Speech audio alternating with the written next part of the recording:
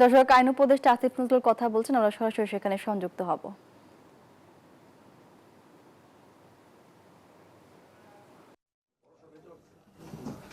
আমি শুরু করি। হ্যাঁ,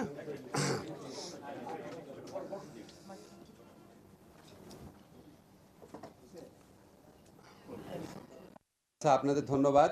আমি প্রথম সময় যে খুব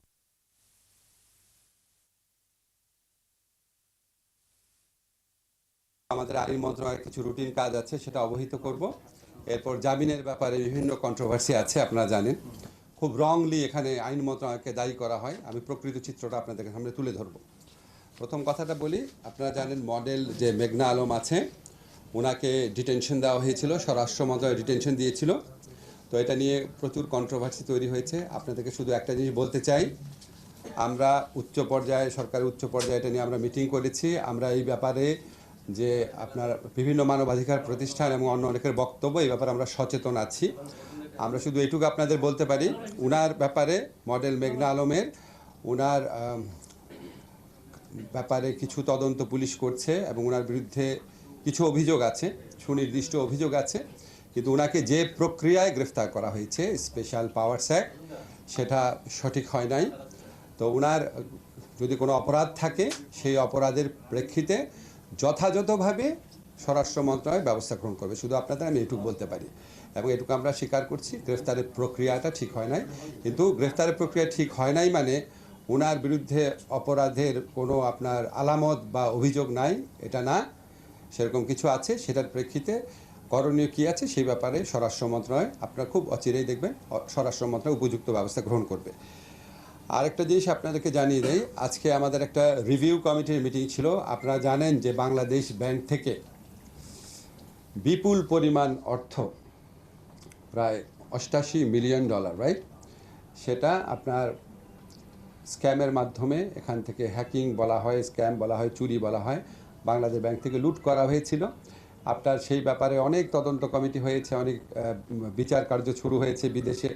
প্রকৃত অবস্থা কি এবং এখানে সরকারের করণীয় কি আছে সেটা পর্যালোচনা করে দেখার জন্য সরকারের পক্ষ থেকে একটা উচ্চ পর্যায়ে রিভিউ কমিটি করা হয়েছিল। এই রিভিউ কমিটির প্রথম বৈঠক আজকে বাংলাদেশ ব্যাংকে অনুষ্ঠিত হয়েছে। এই রিভিউ কমিটির প্রধান হিসেবে আছেন আইন মন্ত্রণালয়ের উপদেষ্টা, আমি নিজে। এখানে সদস্য যারা ছিলেন তারা সবাই আজকে মিটিংয়ে উপস্থিত ছিলেন। এখানে আমাদের ফয়জুল কবির ভাই উপস্থিত ছিলেন, আমাদের যে জ্বালানি উপদেষ্টা। আমাদের বাংলাদেশ ব্যাংকের যে গভর্নর আছেন আহসান মনসুর ভাই, উনি উপস্থিত ছিলেন। আমাদের তথ্য প্রযুক্তি মন্ত্রণালয়ের বিশেষ সহকারী, আমাদের প্রধান উপদেষ্টা বিশেষ সহকারী ফয়েজ আহমেদ তৈয়ব, উনি উপস্থিত ছিলেন। এছাড়া আমাদের যে আরও দুইজন বেসরকারি সদস্য আছেন, আলী আশফাক সাহেব এবং নজরুল হুদা সাহেব, ওনারা ব্যাংকার, ওনারা উপস্থিত ছিলেন। আজকে পূর্ণ কমিটির মিটিং হয়েছে। মিটিংয়ের মধ্যে দিয়ে আমরা কয়েকটা সিদ্ধান্ত নিয়েছি। সিদ্ধান্ত নেওয়ার আগে আপনাদের শুধু একটু প্রেক্ষিতটা বলে নিই, এটা আমার ব্যক্তিগত মন্তব্য। সেটা হচ্ছে, এই বাংলাদেশ ব্যাংকে কিন্তু আসলে $2 বিলিয়ন এখান থেকে চুরি করার, লুট করার প্ল্যান ছিল। এটা আপনার শেষ পর্যন্ত করা গেছে $88 মিলিয়ন। তার মধ্যে $66 মিলিয়ন আমরা এখনও উদ্ধার করতে পারি নাই, বাকিটা উদ্ধার হয়েছে। এবং আমার কাছে মনে হয়েছে, আমি যতটুকু তদন্ত কমিটি, রিভিউ কমিটির প্রধান হিসেবে যতটুকু পড়েছি, এটা আসলে পুরা বাংলাদেশকে লুট করার একটা প্ল্যান ছিল। আপনি চিন্তা করেন, $2 বিলিয়ন যদি বাংলাদেশ ব্যাংক থেকে চলে যেত, আজকে আমরা বোধহয় দুর্ভিক্ষ বা প্রায় দুর্ভিক্ষ অবস্থায় পড়তাম। যাই হোক, এটা একটা অত্যন্ত গুরুতর এবং জঘন্য একটা ফিনান্সিয়াল ক্রাইম এবং বাংলাদেশ বিরোধী অনেক বড় ষড়যন্ত্র। কিন্তু এটার তদন্ত করতে গিয়ে তৎকালীন সরকারের আমলে সীমাহীন গাফলতি করা হয়েছে।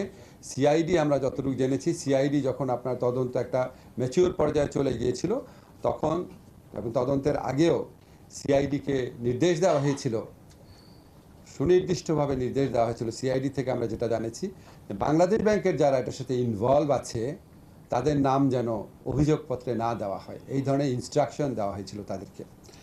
এবং আমরা এই বিষয়টা অবহিত হয়েছি, আজকে ওদের কাছ থেকে বক্তব্যটা শুনেছি।